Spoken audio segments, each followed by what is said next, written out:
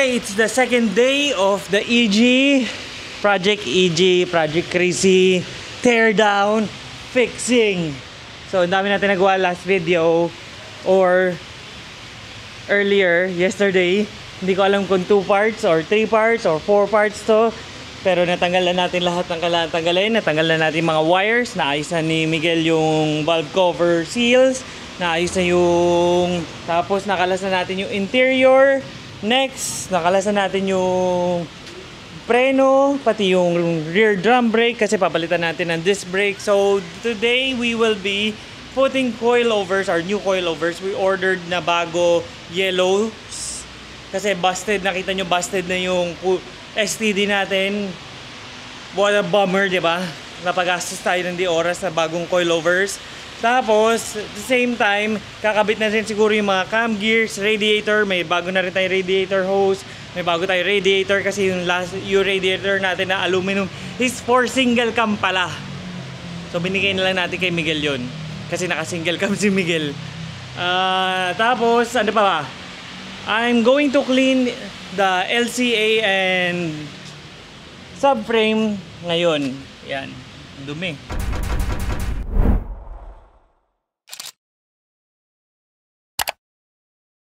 Sisimulan na natin yan while waiting for them to arrive kasi manggaling pa sila sa Tusog shop. So yun nga, kung meron kayong mga kailangan pagawa sa mga sasakyan nyo, try to bring it sa Tusog shop, Tusog garage, waste nyo na lang. Kayang-kaya nila yan, lalo na mga Honda. So yeah, simulan ko na ito paglinis ko. So nalinis na natin yung LCA at subframe natin, mukhang bago na. Mukhang bago na siya. Pwede na ulit ikabit. Sakto pagdating ng coilovers. F7. Hindi ko alam kung urig siya. So, ngayon, siguro kalisin na natin yung iba pang interior, yung dashboard, and yung mga natitira. And also, baka kalasin ko yung buong carpet para laban. And yung fenders para tignan kung bakit walang wires na dumadaan papuntang pinto. So, tingnan natin kung saan mapupunta yung pagkakalikot natin. So, tara. Tanggal tayo ng dashboard. So, the first thing na you have to do when removing the dashboard is to remove the steering wheel. So, alisin natin yung steering wheel natin. Since papalitan rin naman natin siya. Actually, gusto ko bumili ng quick release para na quick release yung steering wheel natin. Which will make all of this easier. Yun nga lang, medyo naubos yung budget natin sa kakalabas ng mga problema dito. Yun talaga pag nagkakalas ka ng mga project car mo, lalo mong nakikita yung mga problema na kailangan palitan. Yun sa sakit ulo mo dyan. Kaya I would recommend na tiisin mo na lang na gano'n, huwag mo nang kalasin. Or kung kakalasin mo man, dapat naka-ready ka na. Kasi talagang ang dami mong gagastos. So, maglalagay na rin ako ilaw natin. Ayan o, angas yung ilaw natin. Alisin natin yung gauge. Simple lang na maalisin yung gauge eh. 4 na screw lang siya. Kailangan pala natin kumuha na lagay ng screws. Yun isa sa mga importanteng kailangan mo gawin pag nagkakalas ka. Kung saan ka nagkalas, i-separate mo yun. Kunyari for the interior, kuha kang separate container for the screws para hindi ka na lilito. So ito, meron tayong box container. Ito natin lalagay lahat ng screw na makukuha natin. Kalas na! Ang alin? Kalas na yung dashboard natin. Tulungan mo na akong pumutin palabas mo. Kalas bigla yan! Oo yan eh! Nasa sa kabila? It's perfectly working! Kalas na! Paano lang pala yung dashboard ng EG?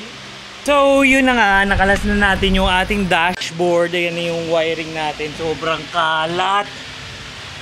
Yan sinasabi ko sa inyo, kailangan natin paayos yan para hindi mag-cause na maski anong problem sa electrical. Mahirap na. Dumating na sila, Miguel. Si Tusog. May dala si Miguel para sa atin. Yellow speed na coilover. 10, 12, 10, 8. Ha? 10-8 para hindi masyado matagtag. Ano pa dala mo para sa atin? Ilaw. Yung rotor. Adjust ano? Oh, yung rotor. Test fit na natin ngayon. Anong ilaw? Alin? Akala ko lalagyan mo ng underglow. Eh, nakalasin natin dashboard. Naghanap ako ng tutulong sa atin mag-ayos na wiring under the dash.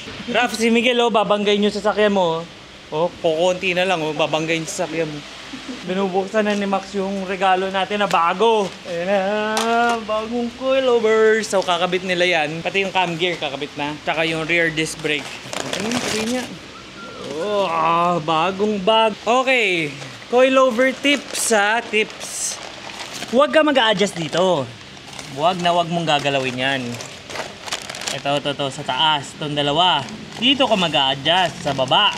Okay, ito pipihitin mo. Huwag to. This is the preload. Kung gusto mo dagdagan yung preload, tsaka mo lang pihitin yan. Usually, ang normal na preload na ganito is hand tighten lang pataas. Hanggang dun lang. Kung gusto mo magdagdag, tsaka mo siya pihitin na pag ganun, pataas. Tsaka mo lalak. Pero kung mag-a-adjust ka, dito ka lang sa baba. Huwag mong gagalawin to. Okay? Kung gusto mo magpa-suspension tuning, magaling to si Miguel. Sana? Ito, kala Tusog. Siyempre, tinuruan ko yan. Gumagawa sila. Magkano yun? 2.5. 2.5. Suspension tuning. Tuning!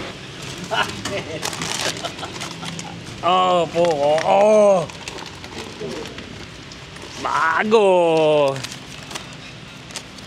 To know the spring rate ng ganitong coilovers, ito.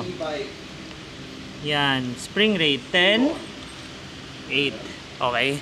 So yun, dami nyo na natutunan sa akin ha. So sinabi ko kay Miguel, gusto ko yung height nung dati mas mababa lang. Sagad. Walang finger gaps. Pero kailangan natin mag-adjust sa camber kit nun. Kailangan natin So ang gagawin niya, galing pala nito no, na may bola sa ibabaw to. So here's the old STD coilovers. Ima-match niya yung height nito, tsaka nito. Tsaka na kami mag-a-adjust doon. Wala akong sinasabi. Kulay blue yung ano natin, dinigreaser ko. Pwede ba yun? Dinigreaser yung timing belt. Papalabasin natin yung pagka-blue niyan ulit para maganda. Tignan! Babad daw sa langis. Ano ako? Ford? Oops! Binigyan natin sila ng spotlight. Para siguradong tama na yung gagawin nila. Kasi mahirap talaga kasama to eh. Sinisiro mo to? Kapit na ba yung bago? Hindi pa, kakabit niya na. Tapos pinuposition na ni Miguel para pag inalis to, cam gear. Ay, puta, hindi natin ma-check. Wala nang wiring. Wala na. Same pa rin ang position niya. Ma-check natin, loose compression pala. Puta, alam ko mo ito. Huwag naman! Fucking shit, brothers! Wala na. Pag ito talaga, hindi pa natapos na ang... Pag may lumabas pa problema to, sunog sa akin to, putang ina mo.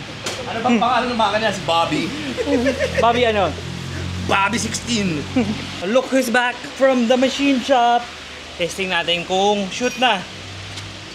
Kasi nagkaroon tayong problema dito. Ayan, nilakyan na nila. Tingnan natin kung pasok na siya. Sumobra naman yung laki. Okay lang. Hindi pinabanggaan? Oo, hindi pa rin kasya. Ano? Yung hub. Anong Ito. tama? Saan? Ayun oh. So yun, hindi na nagkasya. Na naman. Tingnan natin kung anong magagawa pa natin dito sa preno natin para makapit natin. Hanap tayong wheel bearing na mas maliit. So nakakontra siya dyan sa baba sa main pulley para pag pinihit ni Miguel to, hindi siya lalaban. Hindi siya ikot. Hindi magbabago yung position niya. Niluluwagan niya yung tensioner. Tensioner. Ito yung sinasabi namin sa inyo na meron siyang return sa oil pan. Ayan, kita dyan. Ito. May chupon. Return sa oil pan. Kaya sinasabi ko sa inyo, seems to be turbo engine dati. So natanggal na yung belt. Ini-slide lang naman yung patanggal eh. Basta niluwagan mo yung tension bearing, di ba? Tapos ngayon, ang gagawa mo? Tanggal ko. Kasi sasalubong ng konti yung car. Oo nga eh. Parang yung ganun nga nakikita ko eh. No? Ay, naalisan na eh. Ni Miguel yan. Kompresyon. Papalitan natin ng speed factory. Speed factory. Para magkaroon ng konting kompresyon. Hanip yung hotspot natin, no? Passport din. Jasport. Transport. Jansport. Ito na ating Speed Factory. Uy, may libreng flies. Ayos pala to Speed Factory. Gago, lightweight. You know, ang yamang. Diba? Bakit? Sabihin mo sa akin lang, ba't ito binili natin kaysa dun sa spoon na thermostat? Sabi ni Kachino. Ay, yan yung meron eh. Yan yung inalok. Ito kasi yung kita. Yung spoon thermostat di kita. Oh, tingnan mo, pag nilagay mo yan, kitang kita. Siyempre, mas bibilin mo yung showbiz kaysa dun sa tago. By the way, guys, we're going back to Davao. January 27 to December 1. Hulaan nyo kung anong kinuha namin. Anong katangahan na naman ginawa namin papunta doon. Ha? Sabihin ko sa inyo, pag may nakahula doon, bibigyan ko t-shirt. Oh, yan ko t-shirt ng M-Clicks, yung may QR. I'll give you a clue. Kayabangan to. Something related doon sa Davao. Alam mo yun, bad natin ginawa yun, pero sige na nga, ganun na lang. So, Miguel, meron bang exhaust at intake to? Meron. Ay, Paano malaman? hindi yun nga eh. Dinediretso ko lang to eh kasi hindi na siya tutok. Luluwagan ko lang. Itatama ko lang yung... Pero meron ba? Top dead na yan. Top dead center. Meron ba tong exhaust tsaka intake? Hindi daw naka-zero. Parehas lang yun. Pares lang. Gago, baka nakatune na ng Speed Factory. Kaya Speed Factory! Plug-in Tang ina, kuka. Gago, pag kinamit mo yan, 3 horsepower. Tingnan mo naman difference, Difference pa lang. Good decision to na ito na lang kinuha natin kaysa dun sa spoon thermostat na hindi kita. Mahal-mahal, hindi kita. Okay guys, so kakabit na natin tong coilovers natin na bago, tsaka yung bagong linis ng LCA and subframe. Dapat pala inalis ko muna yung... Alisin natin to para malinis natin. Alisin ko muna yan. Okay, ito na. Alisin natin to. This is the camber arm. Akala ko naman hard race rin tong likod. Pinaasa lang pala tayo. Tingnan nyo yung water gun. Diba? Water gun. Oh, ay. May ibigay na naman si Tusog sa atin. Si Ninong Tusog. Tingnan tang naman.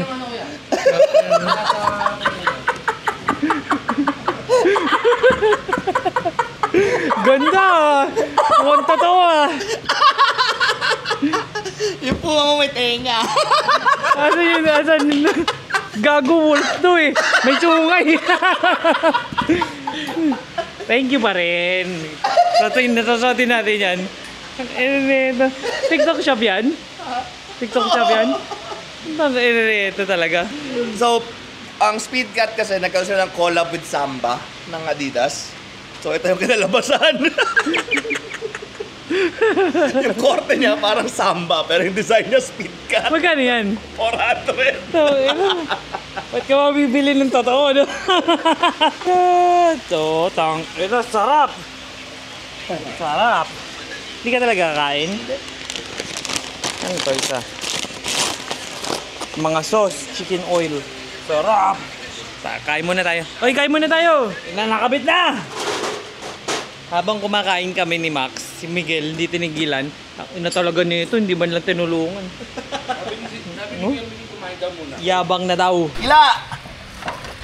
Teka. O, si Ila!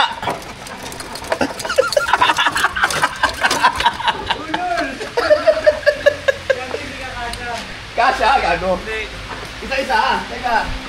Tutakin ako kasi. Ngayon na lang tumayo. Ganun pa ganun. Teka. Isa-isa kasi gago. Hila! Hindi ba hila? Hila ko eh. Pag sabi ko hinihila ko din eh. Tignan nyo yung nangyari sa loob. Ubus! Yan mahirap pag naiiwan ka sa loob eh. Naubos. Bala na, oh fuck. Alis natin yung fender. Ayan. Yung mga dapat hindi inaalis basta-basta na lang. Anyway, sabi ko nga sa inyo, the body is looking good naman for its age. Mukhang wala naman ni-repair. Kasi yung sa loob, tinitignan ko eh. Oh. May body yan. So, yun. So, day 2 is a wrap. Nagawa na natin yung nagawa ni Migs. Yung camber cam gear, pagod na. Cam gear. Pakulay blue ko na yung ibang part ng belt. Tapos siya mukhang pagod na pagod rin. Nakapag my day ka ba ngayon, sir? Hindi, wala.